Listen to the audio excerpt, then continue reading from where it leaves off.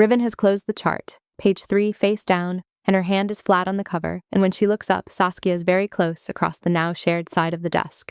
Something shifts low in Saskia's sternum, a tightening that arrived before she registered the distance between them. Riven's hands move to the desk edge. Then her mouth is at Saskia's jaw, and one hand is at the chart, and one hand is at Saskia's collar, at the slate blue blouse's second button. Thumb against the button without opening it. Held. Saskia's back is at the consultation wall, and the desk is to her left, and the door is to her right, and she has not moved toward either. Riven's voice has the same controlled register it uses in surgical briefings. Page 3. You reach the same conclusion you've known for 48 hours. If you want to hear uncensored too hot for YouTube stories, check out my Patreon in the description. Tell us where you're watching from and subscribe. 8 months is a specific unit of time when you have been building a sentence inside it. I know this because I have been building mine since the second week of October, when Riven stood at the front of a conference room at the Midwestern Vascular Symposium and made a correct argument with the wrong certainty. And I sat in the 4th row and understood both things simultaneously and had no clean way to hold them. The argument was about sequencing. It is always about sequencing in vascular neuro overlap cases. The question of which system you address first, which window you prioritize, which clock you're racing. Riven was arguing for vascular stabilization before any neurological intervention protocol. I was arguing for parallel tracking with staged escalation. We were both right. We were right about different aspects of the same patient population, and the conference room did not have a format for that, and Riven did not offer one, and I did not either, and what we produced instead was 45 minutes of high-precision disagreement that the moderator eventually closed by thanking us both for our perspectives in a tone that indicated he had not understood either. I have replayed it at intervals since. Not the argument. I have replayed the second before the argument, when Riven looked at my slides. But I am getting ahead of myself, which is a habit I have been accused of professionally and which I maintain is not a flaw but a feature of neurological thinking, since the brain is always operating several frames ahead of the body's reported experience. Riven disagrees with this. I know she disagrees with it because she told me so, during the argument, which was not strictly relevant to the sequencing question, but was delivered with the specificity of someone who had given it more than passing consideration. I am 32 years old. I have been a senior attending neurologist for 6 years, which means I completed my fellowship at 24 and my residency before that at a pace that my program director described as alarming and I described as efficient. I am not the youngest senior neurologist at this hospital, but I am close, and I have learned that the most effective way to manage the assumptions this produces is to be demonstrably correct about the clinical question before anyone has an opportunity to form an opinion about my age, or the fact that I am a woman, or the fact that I am a woman who is demonstrably correct about the clinical question, which tends to resolve the matter. Riven requested this consult. She requested it from me specifically, not from the neurology department generally, which means she had to write my name on the consult form, and she wrote it. And the form arrived in my inbox 48 hours ago, and I read it and sat with it for 6 minutes before I responded, which is 4 minutes longer than I usually take with consult requests. I have been sitting with what that means. I have not arrived at a clinical conclusion. The patient is a 63-year-old woman with a complex multi-system presentation. Vascular stenosis with neurological sequelae, which is the whole territory where Riven's expertise and mine overlap and where our disagreement 8 months ago was technically founded. The case is genuinely difficult. This is the other thing I have been sitting with. Riven did not request this consult because the case is easy. She requested it because the case is the kind of case that requires the specific diagnostic approach I use, which she knows, and she has not said she knows it, and I have not said that I know she knows it, and tonight I intend to address the clinical question and nothing else. That is the plan. I am keeping it exactly as long as it remains possible. The hospital at 10 p.m. on a Thursday has its own quality of sound. The day shift's accumulated noise, the overhead announcements, the visiting family voices, the particular busy frequency of a hospital in active social operation, has dropped to the overnight register. Quieter, more purposeful, the sounds of a building that is still working but has shed the performance of daytime. The vascular wing is 1 floor up from neurology, and I know its sound signature the way I know any territory I pass through regularly. The corridor outside the consultation room has the muted call system tone, the occasional footsteps of the overnight nursing staff, and the specific quality of institutional quiet that exists only in hospitals after 10 o'clock. I arrived at 9:55. The consultation room on the vascular surgery wing is a standard configuration. A rectangular space with a central desk, 2 chairs, a wall-mounted whiteboard, currently blank, and the overhead fluorescent off. One of us had the same thought about the overhead fluorescent because the desk lamp was already on when I walked in, casting a focused warm amber over the surface of the desk and leaving everything else in a dimmer peripheral. And Riven was already there with the chart open in front of her, and she looked up when I entered and said, without preamble, "The imaging from March is in the back. I want your read on the progression timeline before we discuss sequencing." It was a perfectly clinical opening. I took the second chair. I had not seen her since the conference. 8 months is not long in the calendar of a surgical career. Attending physicians who work at the same hospital can go months without occupying the same room, particularly when their specialties overlap only in the complicated cases, and when both of them have been perhaps selecting their paths through the building with a degree of geographical intention they would not characterize as avoidance. I am not saying I had been avoiding the vascular wing. I am saying I had not been finding reasons to come here. She was wearing the charcoal blazer over a dark, fitted dress, both post-surgical shift. The kind of well-maintained professional clothing that has been through a day and carries the evidence of it without losing its structure. Her hair was down from whatever it had been in during the day, dark and straight at the nape where the surgical clip had held it, resting now against the back of her blazer collar. The desk lamp lit her from the left. She was reading the chart's March imaging section with the focused stillness of someone who is not performing focus, but actually has it, which is a distinction I notice and which in Riven's case I have noticed since the first time I saw her present at a department grand rounds 3 years ago, 2 years before the conference, in a room I was in for entirely unrelated reasons. She has a specific quality of stillness. I have been attempting to file this correctly, and I have not found the right category for it. It is not the stillness of someone who is waiting. It is not the stillness of someone who is withholding. It is the stillness of someone whose attention has a direction and is fully committed to it. And when that attention turns toward you, it has the quality of a physical event rather than a social one. You do not feel observed. You feel measured, and then you feel the result of the measurement. And whether the result is favorable is not always discernible because her face does not always transmit that, but you know a result has been reached. I had the same experience when I walked into the room tonight that I have had in every room I have shared with her, which is the room reorganized. Not because she announced herself or because she moved to accommodate my entry. The room reorganized because she was in it, which is a function of some quality of presence I have not successfully quantified.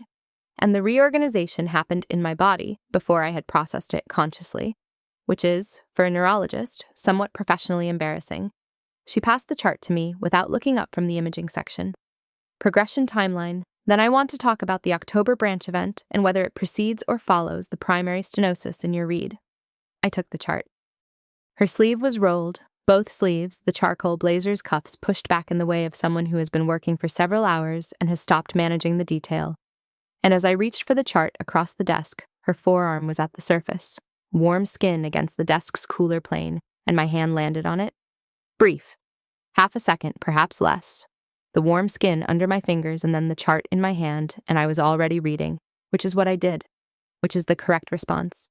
The chart was thorough. Riven's notes were in the margins in the clean, compressed surgical notation she uses. I recognized it from case correspondence we had exchanged over the preceding years, the departmental channels, the instances where our patient populations had overlapped without requiring direct consultation. Her handwriting is precise in the way of someone who writes quickly and accurately, rather than someone who writes carefully for legibility. I had a sudden sharp awareness that I had seen this handwriting before, and had not, until this moment, identified it as specific to her. I read the March imaging section. I read the October branch event documentation. I read the vascular mapping from 6 weeks prior and the neurological referral notes and the current presentation summary. I turned to page 3. Page 3 was where I had made my own notes prior to coming tonight.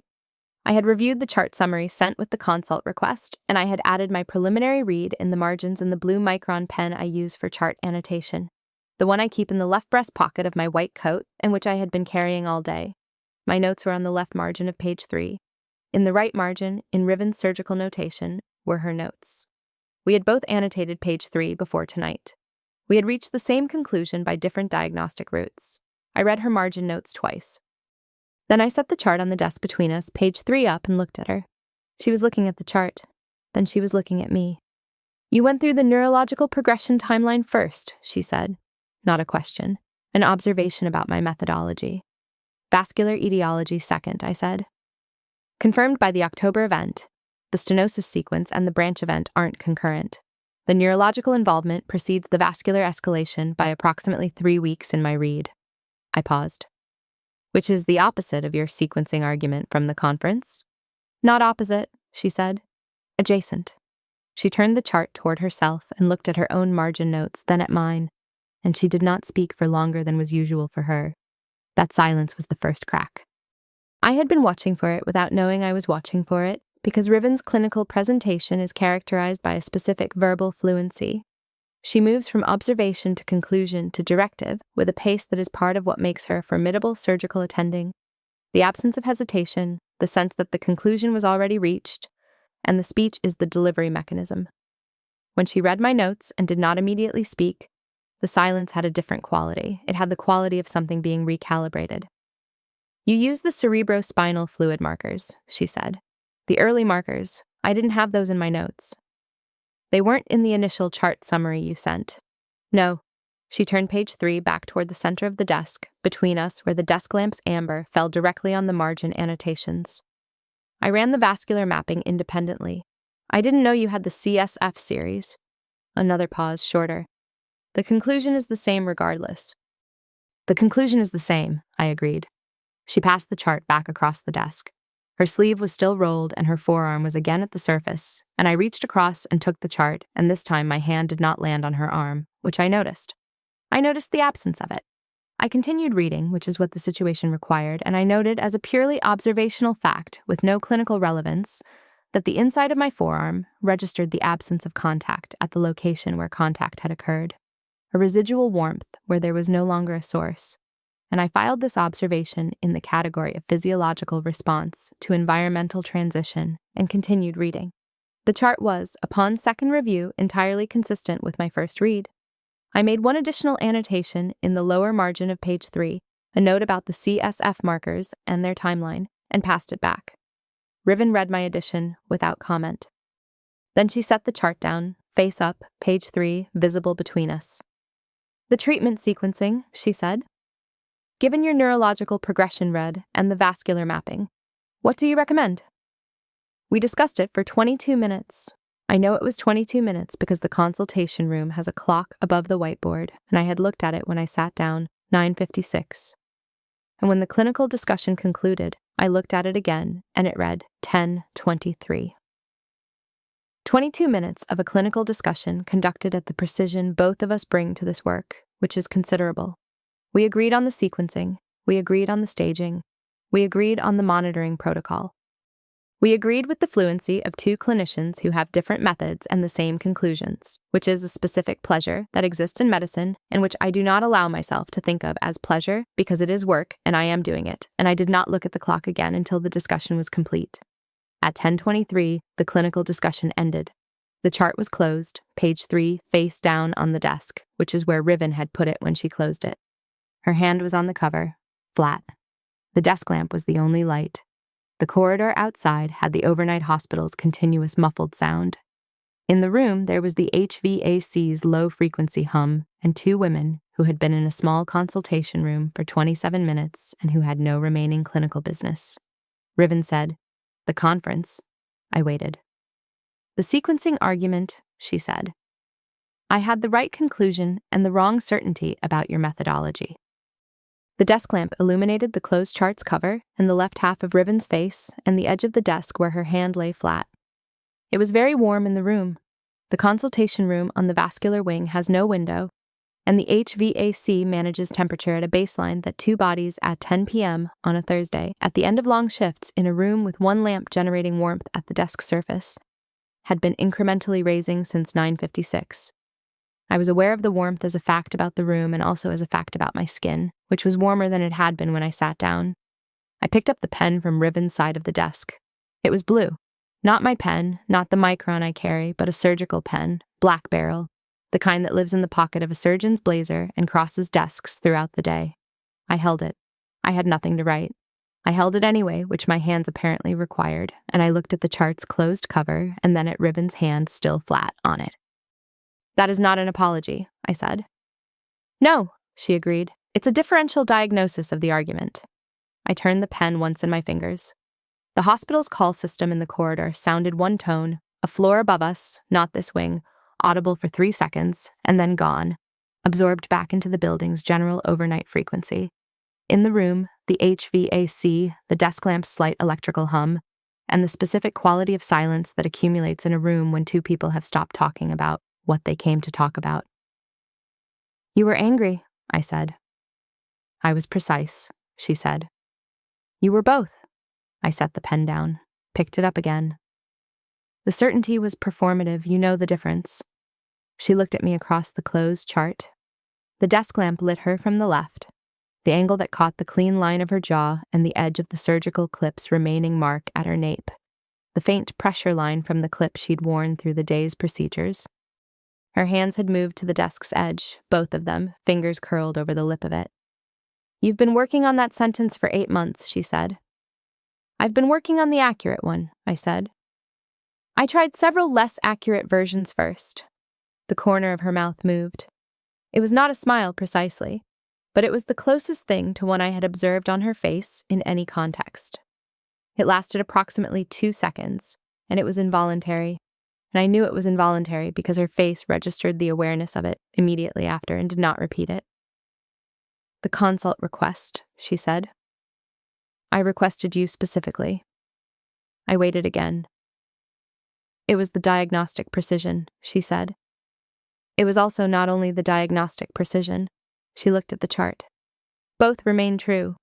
The pen in my hand was Riven's. I set it on the desk on her side, which was the correct location for it. The chart was between us with page 3 face down and both sets of notes inside it, in different colored ink, reaching the same conclusion from different starting points. And the desk lamp was warm on the surface of both, and neither of us had moved to leave, and the room was approximately 4 degrees warmer than it had been at 9:56. I heard her exhale. It was not audible in the way of someone performing a breath, not a sigh, not a release for effect. It was audible because the room was quiet enough to receive it, and because I was close enough to receive it, and because whatever register her breath had been in for the preceding 27 minutes of clinical discussion had shifted, briefly, in the exhalation, to something that did not have a classification in the clinical glossary. I heard it arrive in the air between us, not at my skin, in the space between, a breath that had crossed from the surgical register to something that has no formal name, but that a neurologist who studies the brain's physiological responses to social stimuli would classify as a significant event. My body classified it before I did. The back of my neck went warm. The inside of my wrists, the exact spot on my sternum where the chair's distance from the desk meant my posture had shifted forward over the preceding minutes. That spot registered the warmth of the room and the warmth of Riven's exhalation as a single continuous fact, and I did not interpret it, which was a choice I made and which my body disagreed with. "The conference," she said again, differently. I looked at her. She had not moved. Both hands at the desk edge, fingers curled, the charcoal blazer's cuffs still pushed back. The dark dress at the open collar of the blazer where the fabric fell away slightly from the neckline and revealed the beginning of the black silk against her skin. I had been not looking at that for 30 minutes with the specific active effort of not looking at something, which is to say I had been aware of it as a continuous fact about the room. "The blazer," she said, with the same economy she applies to everything. She reached back and took it off over the chair. Both hands, the same clean motion of someone who removes surgical gear without drama, and settled it over the chair back and did not sit back down. She stood at the chair's side instead, and the desk lamp now reached the black silk directly, the deep plunge at the neckline catching the amber in the way of fabric that has a surface quality that registers light differently than the surrounding skin. I did not move. My white coat was on the door hook. I had put it there when I came in, the standard courtesy of a consult. You do not wear your white coat in another department's consultation room when you're there as a guest, and I had hung it on the hook at the door and been in the consultation room in my slate blue blouse and dark trousers since 9:56. And the blouse's top button I had loosened sometime in hour 10 of my shift, an hour ago, at a moment I did not track consciously because it was a functional adjustment rather than a social one. The ivory silk was visible at the blouse's open collar in the same way that the black silk was visible at the falling edge of Riven's dress neckline. A fact about the room's light and two women's clothing after a long Thursday, which I was aware of as a temperature fact and not a social one, and which was very warm. The desk lamp was between us, the chart on the desk surface, the pen on Riven's side of the desk, the overhead fluorescent off. The door with my white coat on the hook to the right, the desk to the left, Riven between me and the room's open space, standing at the chair's side, not sitting, not moving toward the door. "Put the pen down," she said. I had picked the pen up again. I put it down. "Confirm the sequencing," she said. "The neurological onset precedes the vascular escalation by 3 weeks," I said. "Staged parallel intervention with neurological priority for the first window. Vascular stabilization in the second window. Monitoring protocol at both phases." I paused. "Which is my methodology. Which is the correct methodology for this patient. Which is also my methodology," I said, which was not strictly necessary as a repetition, but I repeated it. Riven looked at me. The desk lamp's amber peripheral reached her from the side, and the warmth of the room was a continuous fact against both my arms, both my wrists, the open collar of the slate blue blouse, her hands at her sides, the blazer over the chair, the chart on the desk with page 3 face down. "Tell me what you noticed at the conference," she said. "The specific moment." She moved then, not toward me but to the desk's edge, sitting at the corner of it, which placed her at the desk's surface level rather than standing above it, which was a different configuration of the room than we had been in for the preceding 37 minutes.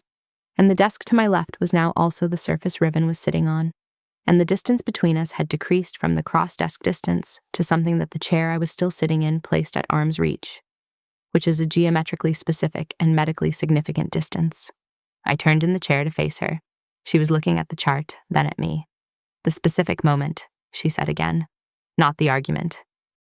The desk lamp between us was casting its peripheral amber across the chart's closed surface and across Riven's hands where they rested on the desk edge beside her, and across my hands in my lap.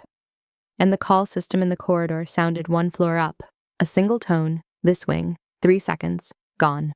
In the room, the HVAC, the lamp, 2 women at the edge of a desk at 10:40 on a Thursday with the clinical discussion complete, and the room at a temperature that was not the room's ambient temperature, but the accumulated temperature of 2 people in a small space for 40 minutes. "There was a moment before you began the rebuttal," I said. "You were looking at my slides. The second slide, I think. The cerebrospinal fluid staging diagram. Something crossed your face." She did not respond. "It wasn't clinical," I said. "It wasn't disagreement. It was something else," and then the rebuttal began, and I filed it incorrectly because I was addressing your argument and not what I had seen on your face, and I have been refiling it since. The room was very still. Outside, the hospital continued its overnight operation. The sound that goes on regardless, continuous and muffled, and 12 feet away through the consultation room door, and entirely, at this moment, irrelevant. "What did you see?" she said. It was not phrased as a question. "You were thinking about how I arrived at it," I said. "Not whether I was correct, the route I took." I stopped. The pen was on the desk to my right, and I did not pick it up. "You were interested in the methodology." Her hand on the desk edge moved, fingers closing over my wrist where it rested on the arm of the chair, where I had moved my hand at some point in the preceding 30 seconds to the chair's arm near the desk's edge, which placed it within the reach of her hand on the desk surface. All 5 fingers. A circle of warmth that was not the room's accumulated temperature, and not the lamp's amber, and not the residual warmth from the March chart review, and the forearm contact, and the pen crossing the desk 3 times. But specifically, Riven's. All 5 fingers around my wrist, steady, not increasing in pressure. My pulse was immediately available to her through that contact. A neurologist thinks about pulse. A vascular surgeon thinks about pulse with considerably more clinical granularity. She was not taking my pulse as a clinical act. She was holding my wrist, and we both knew what she was finding there. The warmth of her hand was hotter than I expected. Her hands are surgical hands. I had an abstract awareness of this that had not previously had a specific referent, and now I had one. The palm of her hand against the inside of my wrist, the fingers curling over the bone, hotter than the ambient room, hotter than the desk lamp's peripheral heat, a contained warmth that was specific to her and steady against my pulse. I did not pull my wrist away. This was a choice I made. "The second slide," she said. "The staging diagram." Her thumb moved across the inside of my wrist. One movement, slow, the pad of it, across the point where the pulse was immediately present. I had not seen that approach before.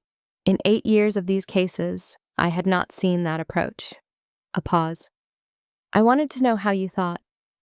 The chart's corner lifted once, briefly. The desk lamp's heat current moving across the desk surface in some thermal fluctuation I had not previously noticed.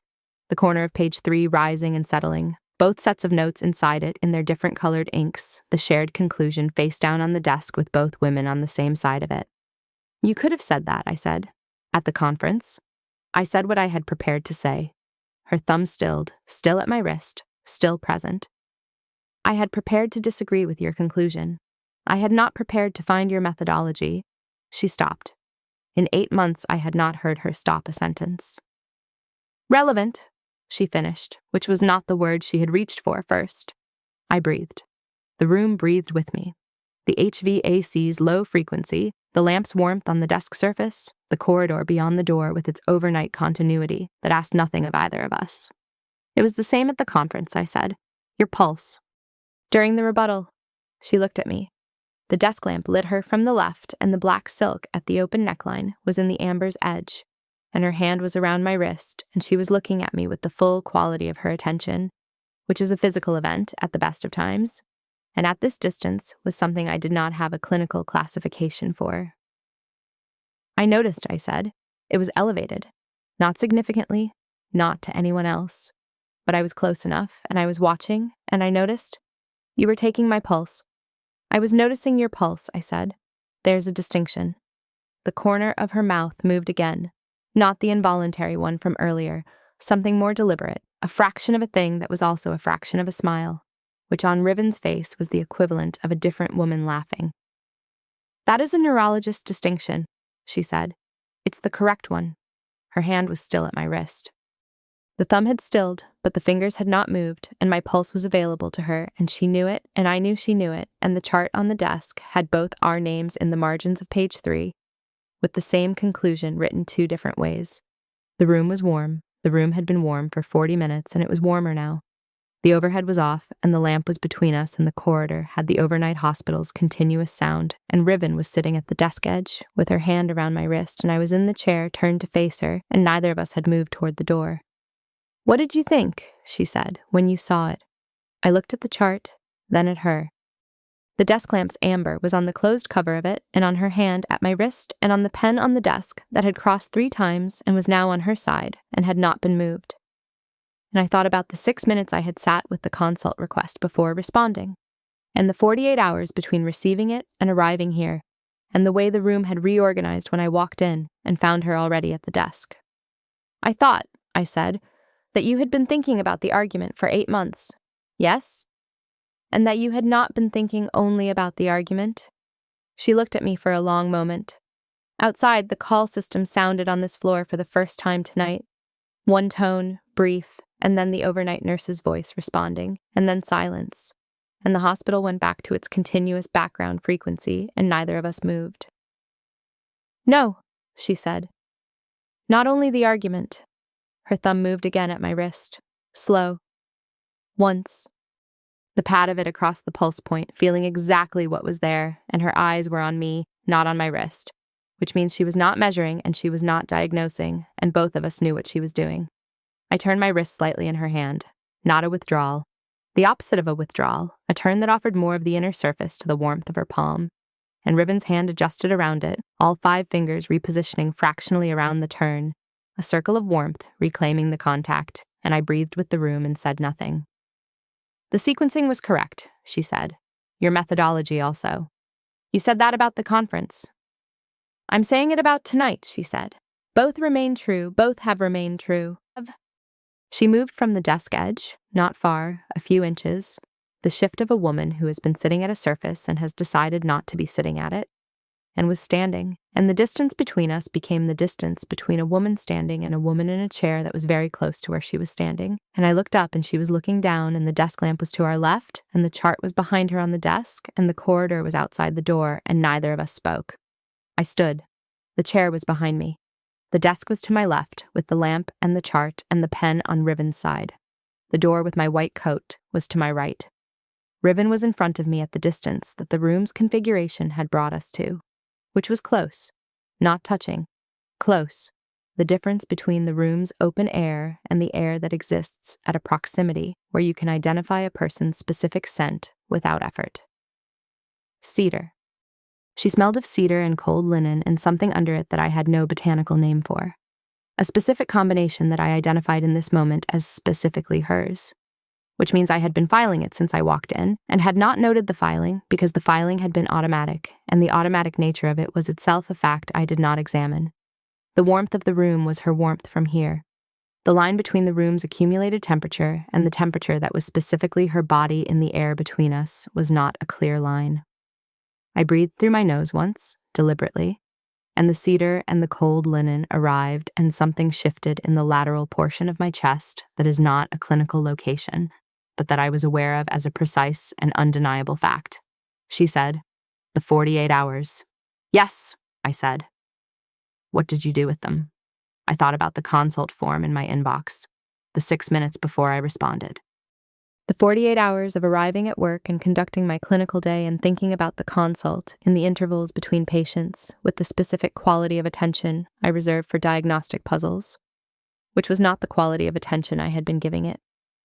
I thought about what the chart would say, I said, and about what you would say when you saw what the chart said, and I thought about whether the room would have anyone else in it. She looked at me. The desk lamp from the left and the overhead fluorescent off, and the chart on the desk behind her, and the door with my white coat to my right. Her hands were at her sides, both of them, not at the desk edge anymore, not around my wrist anymore.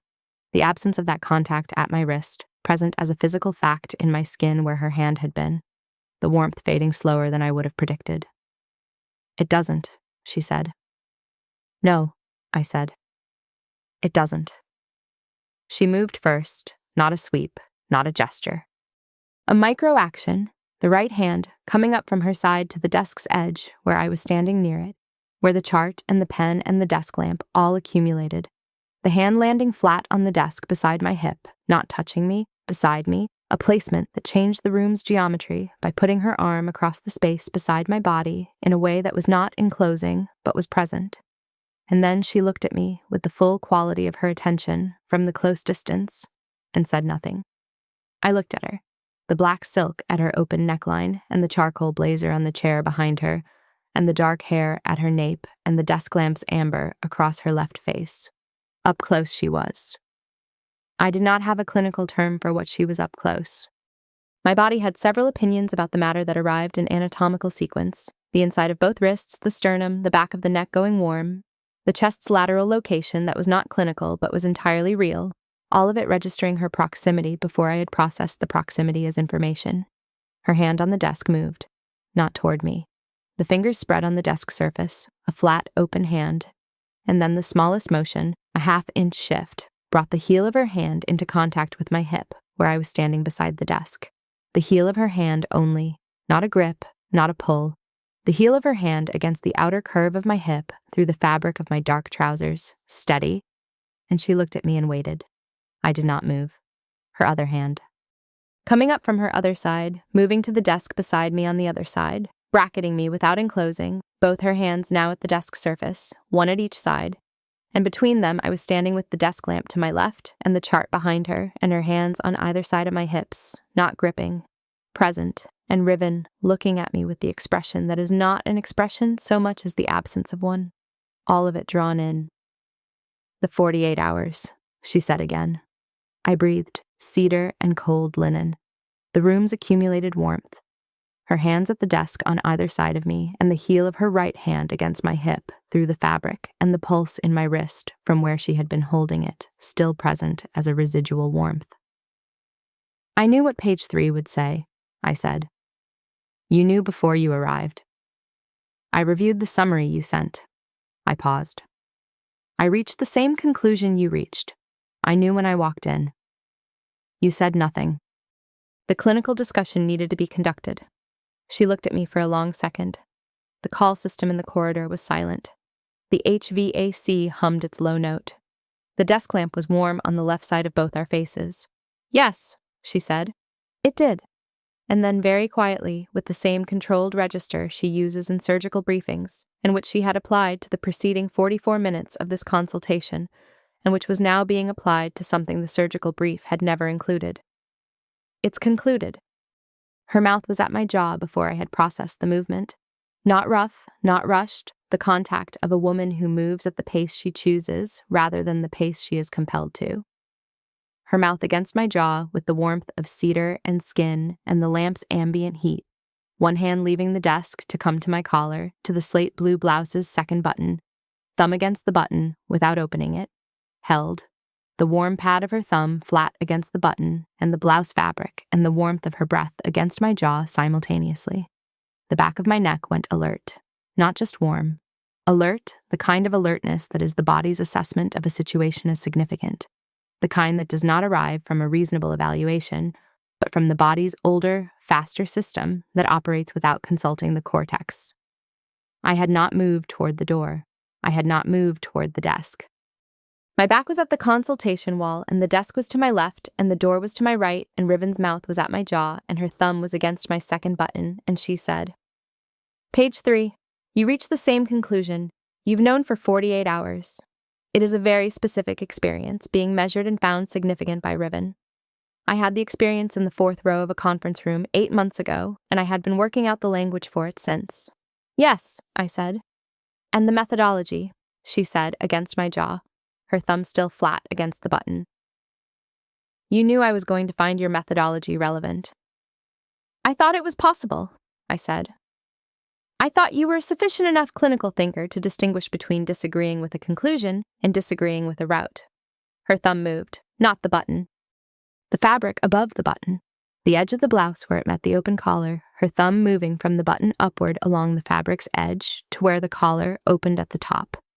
And the warmth of her thumb's path arrived through the fabric and on the small triangle of skin where my sternum was visible at the open collar, and I breathed. "You thought I was a sufficient clinical thinker," she said. She pulled back enough to look at me. The desk lamp's amber on both our faces, her thumb stilled at my collarbone, the rest of her hand at my blouse collar, not gripping, present. "In 8 months you have been building the argument that I was wrong with the wrong certainty." "Yes." "And you came tonight to agree on the clinical question and say nothing else." "That was the plan." She looked at me with the quality of attention that is a physical event. "How long did you intend to keep it?" "As long as it remained possible," I said, which was approximately page 3. The corner of her mouth, not the involuntary one from earlier and not the fraction of a smile from the pulse conversation. Something more open than either. Not a smile exactly, but the face that exists just before one, the face of a woman who has heard the things she was waiting to hear, and is allowing her features the briefest response before returning them to their usual economy. "Saskia," she said. And that was the first time she had used my name tonight, and the first time she had used my name in any context since the conference, when it had appeared in her rebuttal as a formal address and not as this. And the way she said it was not formal and not clinical, and not the controlled register of a surgical briefing, and I did not move for 2 full seconds while the sound of it traveled from my name in her voice to some location in my chest that did not have a clinical designation. Her hand at my collar moved. The thumb from my collarbone down, not to the button, along the inner edge of the blouse fabric, the warm pad of it tracing the border between the fabric and the skin at my sternum, and then her palm flat on my chest. Not the sternum's center, the left of it, where the cardiac event is sited and where, if you placed your hand on a person at this moment, you would find the pulse elevated significantly beyond any clinical baseline. She found it. Her palm flat on the left of my sternum, fingers spread, and she could feel everything there was to feel there. And she did not move her hand. "Elevated," she said. "Yes," I said. "Since page 3. "Since 9:56, I said, her hand on my chest, feeling my heartbeat. The warmth of her palm hotter than the ambient room, hotter than the desk lamp's peripheral heat, a contained warmth that was specifically her and steady and present, through the ivory silk of the slip bra and the slate blue blouse's thin cotton blend fabric, all of it between her hand and my skin, all of it not enough to interrupt what her palm was finding. The room was quiet in the way of a room where all the sound that matters is already there. The HVAC's low frequency. The lamp. Somewhere in the corridor, the overnight shift continued without us. The chart on the desk behind her with page 3 inside it, both sets of notes in their different colored inks. The same conclusion reached 2 different ways. "I have been thinking about your methodology," she said, "since October." Her hand on my chest not moving, not increasing pressure, present. "I have been thinking about the route you took to the conclusion. The CSF markers, the staging diagram." A pause. Her eyes on me, not on her hand. "I requested this consult from you specifically because the patient required your diagnostic approach. That is a clinical fact." "Yes," I said. "I also requested it because I wanted to be in a room with you, and the patient required it, and both remain true." Outside the consultation room, the hospital continued its overnight operation, continuous and muffled, the sound of a building that goes on without reference to what is happening in any particular room within it. The call system was silent. The corridor was the corridor. Inside the room, in the desk lamp's warm amber, in the accumulated heat of 2 women at the end of a Thursday, Riven had her hand on the left of my sternum, and she was looking at me, and neither of us was speaking. And the quality of that silence had no clinical classification that I was willing to apply to it. I raised my hand. It landed on her wrist, the wrist of the hand that was on my chest, my fingers around her wrist in the same configuration that her fingers had been around mine 40 minutes ago. A circle of warmth. And her pulse was immediately available to me, and I did not pretend I was not finding it. Elevated. "Diagnostic," she said. "Clinical observation," I said. "There's a distinction." Her other hand came to my jaw. The right hand, fingers at my jaw and cheekbone. And she tilted my face, and I let her tilt it, and her mouth was at the corner of mine. Not on it, at the corner. A placement that is simultaneously the most careful and the most deliberate choice a person can make when they are that close. Because it is not an accident, and it is not the full contact. It is the specific territory between them, and it says everything a full contact would say, plus the additional fact that she was choosing how close. "The sequencing," she said, against the corner of my mouth. I turned my face the fraction of an inch. The contact was warm and precise and specific, and it was hers, and I did not catalog it as a clinical observation. I catalogued it as Riven, the cedar and cold linen scent of her at this distance, the warmth of both her hands, one at my chest and one at my jaw, the desk lamp's amber peripheral reaching us both from the left, the chart on the desk behind her, the hospital going on outside and irrelevant. Everything in the room quiet except for the HVAC and 2 women who had been building toward this since October. She did not lose control. She chose to release it. This is a distinction that is visible even from inside it. The hand at my jaw did not grip. It held the specific quality of a hold that is a claim without force, that is a statement of intent, rather than an application of pressure. Her thumb moved once across my cheekbone, slow, the way her thumb had moved across my pulse point an hour ago. The same quality of motion, the same reading of a surface for what was there. What was there was my face, and the warmth of my skin, and the fact that I was not moving, which was itself a form of statement. The hand on my chest stayed, steady against my heartbeat, which was not decreasing. I had my fingers around her wrist, and she had her palm on my sternum, and her mouth was on mine, and the room was warm, and the lamp was amber, and the chart with page 3 inside it was on the desk, with both our names in the margins. We stayed like that for a long moment. The hospital stayed outside. The HVAC continued. Somewhere on another floor, a call system sounded and was answered and went quiet, and we did not move. When she pulled back, it was her choice. She moved her hand from my jaw to my collarbone, resting there, not at the button anymore, at the collarbone, the heel of her hand at the bone itself, and she looked at me with the full quality of her attention, that was always a physical event and was now something else as well, something I did not have the clinical vocabulary for and was not looking for. "The referral," she said. "The patient," I agreed. "We'll need to follow up, both of us." "The joint referral." I had not moved from the wall, neither had she from in front of me. "You'll put it in the chart." "I'll put it in the chart." She looked at me steadily. The annotation will indicate a joint follow-up is required. Both our names. That's a professional occasion requiring both our involvement going forward. Yes, she said. It is. Neither of us examined the implications of this at 10:41 on a Thursday. The chart was on the desk and the pen was on Riven's side of the desk and the lamp was warm and both our coats, hers on the chair, mine on the door, were where we had put them 2 hours ago, and the patient's file required both our names going forward, which was a clinical fact, and also not only a clinical fact. Riven moved to the desk. She reopened the chart to page 3. Both sets of margin notes visible in the lamp's full amber, mine in blue on the left, hers in surgical notation on the right. And she looked at both for a moment with the quality of attention she brings to clinical data, and then she picked up the pen from her side of the desk and wrote at the bottom of the page, below both sets of notes, in the clean, compressed handwriting I had recognized tonight as specifically hers. Consult completed. Same conclusion, different methodology. Refer for follow-up. She added both our names below it, mine after hers, with the referral notation. She closed the chart. She put the pen back on the right side of the desk where it had been all night. She picked up the charcoal blazer from the chair and she put it on. Both hands, the same economy, the same motion, in reverse. And she looked at me once more in the desk lamp's amber with all the quality of it and said, "The follow-up." "I'll coordinate the scheduling," I said. She nodded once, which is Riven's full register of acknowledgement in any professional context. And she picked up the chart from the desk and she walked to the door and she went out and the door closed behind her and the consultation room was mine for the next 30 seconds in the desk lamp's warm amber and the HVAC's hum and the fading cedar scent in the air. I put on my white coat. I turned off the desk lamp. I went home. In the morning, the chart was in my departmental mailbox with Riven's annotation intact on page 3, and paperclipped to the front was a note.